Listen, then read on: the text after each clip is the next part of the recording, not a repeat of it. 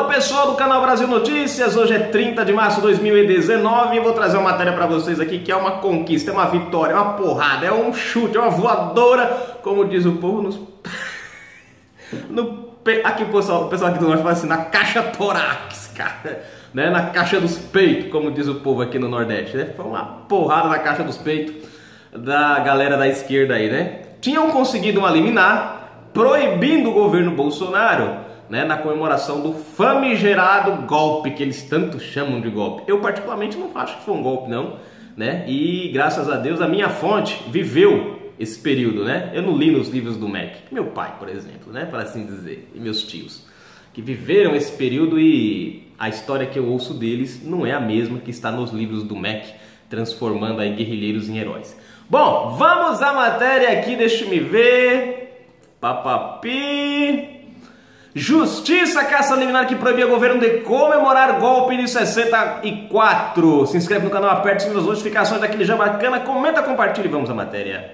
A Justiça Federal cassou a liminar que proibia o governo de realizar eventos alusivos ao golpe de 1964, que completa 55 anos neste domingo, 31. A decisão provisória havia sido concedida na noite de sexta, 29, pela juíza Ivani Silva da Luz, da Sexta Vara da Justiça Federal em Brasília, atendendo um pedido da Defensoria Pública da União. Havia sido estimulada pelo pedido do presidente Jair Bolsonaro, PSL, expresso pelo seu porta-voz na segunda, 25, de que houvesse comemorações devidas da data. A AGU, para a Advocacia Geral da União, recorreu às 21h35 do mesmo dia, e na manhã deste sábado, 30... A desembargadora Maria do Carmo Cardoso, corregedora da Justiça Federal da Primeira Região, derrubou a liminar. Ou seja, como disse, né, foi uma pancada no meio dos peitos da esquerda que está procurando rumo até agora.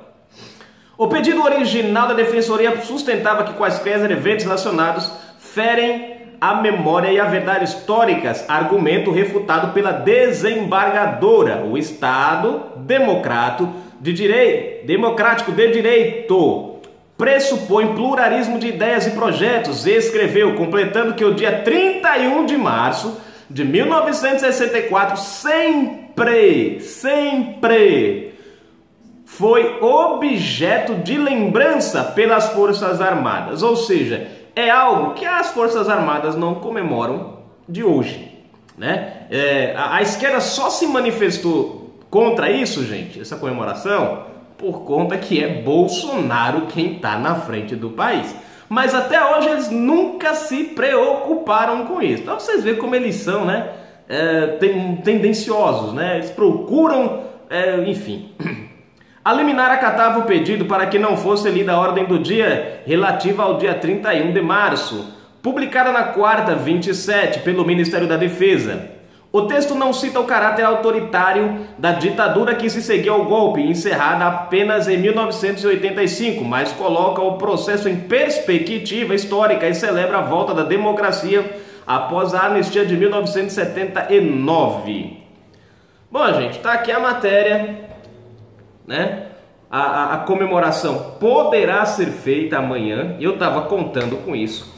Gente, olha, eu sempre, quando eu toco no assunto dessa questão de 64, da ditadura e tal, eu sempre cito uma coisa: nunca vá por esses livros do MEC que foram lançados, que entraram na rede educacional entre 2004 até 2000 e agora, né? Gostaram disso, 2000 e agora, né? Pois é, gente, não vão muito por esses livros. Houve uma doutrinação ferrenha nesses livros. Eu lembro em 2000, foi mais ou menos em 2004, não sei se foi em 2004 ou 2005, eu pegando um livro de um primo meu, né? E aí eu comecei a ler lá algo referente ao o famigerado golpe. E aí eu li, né? E aí tava elogiando lá o Lamarca, né? Elogiando lá o Lamarca, tal e tudo. E aí meu pai ouviu eu lendo lá, que eu tenho a maneira de ler falando alto, né? Cochichando, e resmungando. E aí meu pai viu e veio me perguntar se eu estava lendo certo, né? E eu falei, não, aqui o cara é um herói, né? Aí meu pai foi me explicar quem foi Lamarck, né? Ele não conheceu pessoalmente, mas ele viveu nessa época do Cidadão. Ele sabe quem era. E aí foi me contar quem foi Lamarck, me contou qual vamos dizer assim, qual foi a ação do grupo guerrilheiro, daquele outro, do Marighella, né? E aí tiveram outros nomes e outros nomes que ele foi citando, né? E aí a gente viu que o livro estava errado. Meus tios mesmo, que estavam, né, o pai do meu primo, né, já tinha até comentou até que já tinha falado, já tinha explicado pro filho dele que aquilo ali era uma farsa, era uma mentira cabeluda. Então, gente, tá tudo distorcido. A galera de hoje, que é essa juventude de hoje que tá aí, eles defendem o antigolpe. Quer dizer, o antigolpe não, eles são contra o golpe. Mas eles não sabem que estão sendo enganados, é uma mentira, cabelo. Aí lançaram um livro agora aí, que diz assim, né? Um livro que conta a história que o exército, que os militares sequestrou família de guerrilheiros. Eu achei bacana, né? A perspectiva está na visão de quem escreve, né? Então o cara que era a favor do comunismo, por exemplo, o comunismo, por exemplo, o cara que é a favor do comunismo, ele nunca vai dizer, né, que o país comunista prende as pessoas ao Estado. Ele nunca vai dizer isso, ele vai dizer que não, que é atender às minorias, a igualdade para todo mundo, né? Todo mundo tem a mesma coisa. Eles não explicam para você que o comunismo é quem cuida de você. Você não sabe o que você quer, você não sabe o que você necessita, você não sabe o que você precisa. É o comunismo quem sabe o que você quer. É o socialismo que sabe o que você quer. Então é mais ou menos por aí, né? Então eles nunca vão dizer que o socialismo é ruim, que o comunismo é ruim. Eles vão dizer que é bom. E foi isso que o pessoal da esquerda fez aqui no Brasil. Queria implantar, eu sempre repito isso, Cuba parou, gente, no tempo. Ela vive hoje na mesma época que ela foi conquistada pelo Fidel Castro, em 1970, e lá vai cacetada. Você não tem carro injeção eletrônica lá, eu acho. Acho que não tem ainda. Tudo lá é antigo, nada lá é novo. Perdão, eu estou gripado. Então o que acontece? Na minha opinião, 64 tem que ser comemorado. Eu já falei aqui, gente, 64 não foi um golpe. Um golpe é como foi feito em Cuba, que o Fidel Castro entrou lá, metendo o pé, a bala, a foice, a pancada, a porrada, tijolo, pedra, cacetada, tudo que tinha direito, até o chapéu ele jogou em alguém. Isso sim é um golpe. É quando você toma de assalto um poder. 64 não foi tomado de assalto. A cadeira vagou, como diz o ditado. A Constituição, né? A Constituição da época dava, preste atenção nisso, dava guarida ao ato que foi tomado ali em 64. Foi tudo feito dentro da Constituição. Então não pode ser golpe uma coisa que foi feita dentro da Constituição, caceta. É isso que eu não entendo. Segundo, depois, o primeiro presidente que assumiu, agora me fugiu o nome dele, militar, né? Ele foi eleito ali foi feita uma votação ali, e ele foi eleito e ele assumiu. Né? Não foi eleito pelo povo em si, mas o Congresso elegeu o cara. Então não pode ter sido golpe. Porque quem dá o golpe é que nem Fidel Castro. Não foi eleito ninguém. Ele meteu a pancada pra cima, entrou, sentou no trono e falou: agora o mano, e acabou. E fumo pra todo mundo. Os traidores, bala neles. Entenderam? É mais ou menos isso. Isso é um golpe. E o PT defende com unhas e dentes. Né? A maior democracia do mundo, o país mais avançado do mundo é Cuba para eles. Mas não querem morar lá. Né? Não querem morar lá. Então, o que acontece? Há uma distorção de valores, de fatos, e querem porque querem de qualquer jeito. Como é o costume da esquerda, né? Desvirtuar a moral das coisas. Eles querem o quê? Transformar a 64 em um golpe de qualquer jeito. Mas graças a Deus que uma desembargadora tem juízo, né? E foi lá e derrubou essa liminar. Na minha opinião, não foi golpe. Se eu tô aqui sentado nessa cadeirinha hoje, né? Na frente desse celularzinho, aí de mais de R$1.000 que eu comprei com o meu dinheirinho, com um notebookzinho que há 4 anos atrás eu paguei uns R$3.000. Oh meu Deus, uns 4 anos atrás. Foi caro pra caramba, quase que eu não pago.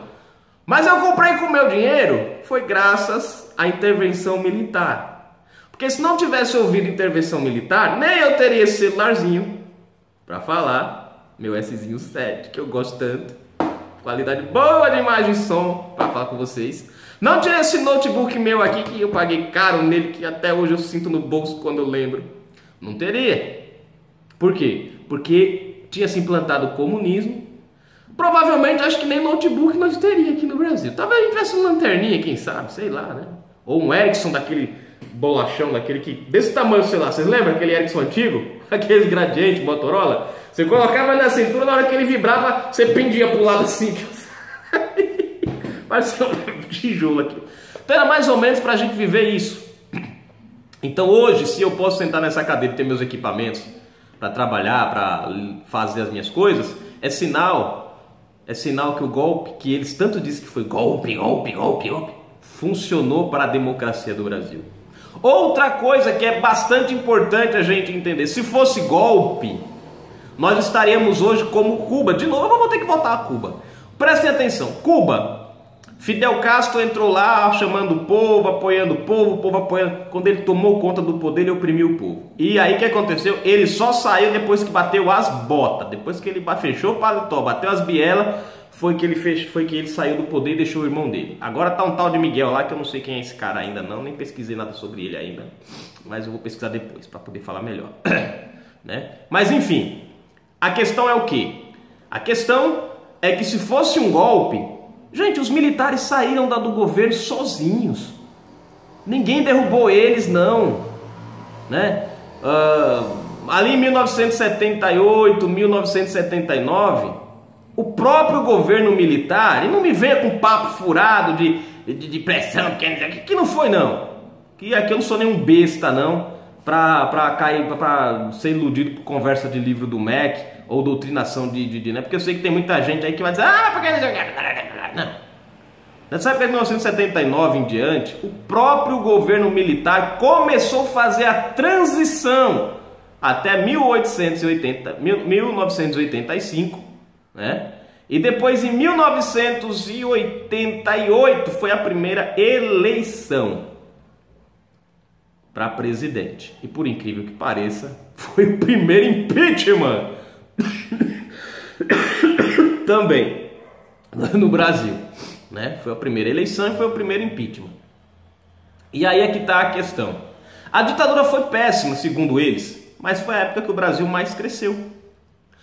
Nós tivemos grandes monumentos, Petrobras, direitos, FGTS. O FGTS, sabe o ProUni? Isso aqui nasceu na época da ditadura, gente. O PT fala isso pra vocês? Não fala, porque lá era com outro nome. O PT pegou o projeto. Olha pra vocês verem como eles são contra a ditadura, não presta, mas eles pegam as coisas que foram criadas pela ditadura, trocam o nome e dizem que é deles. O ProUni veio da ditadura. Pesquisa aí, né? Foi na ditadura que foi criado.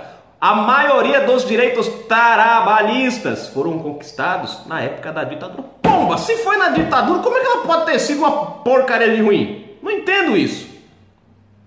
Não entendo. Mas não foi ruim a porcaria, né? Pô, e como é que tem... A Petrobras, que eles quase quebraram, foi criada na ditadura. As grandes estatais... Tá aí, gente.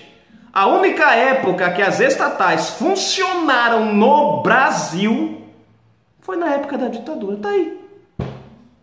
O engraçado, né? Quer dizer, no governo presidencialismo, as estatais se tornaram cabide de emprego, fonte de renda para políticos. Acabou. Qual estatal hoje você tem orgulho? Qual serviço você tem de estatal hoje? A água na minha cidade aqui, gente, ninguém sabe nem o que é água aqui. Porque é mais cano seco do que água, né? Antigamente você tinha isso? Não, antigamente você tinha que ter serviço de qualidade. Você tinha... A gente reclamava, o pessoal reclamava do SUS, não, era o INAMPS, que chamava antigamente. Eu esqueci agora, mas eu lembro que era INAMPS, não me fala a memória, né? INAMPS era alguma coisa, Instituto Brasileiro de Saúde, alguma coisa assim.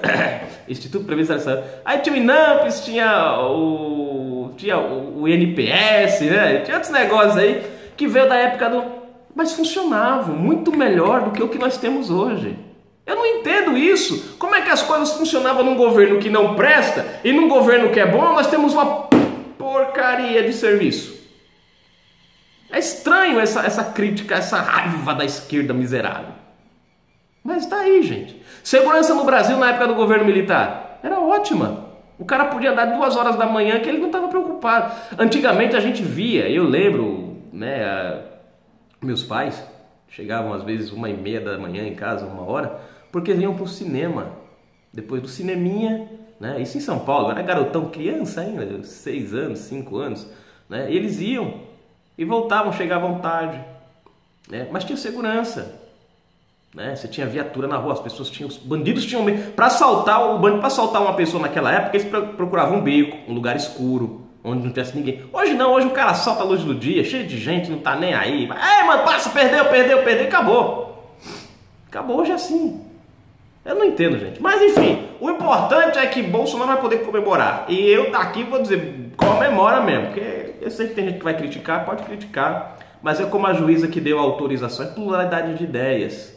Né? Você pode não gostar da ditadura, beleza, mas eu vejo na época da ditadura o crescimento do país, o desenvolvimento do país. 80% das grandes estradas federais que nós temos hoje foram construídas na época da ditadura.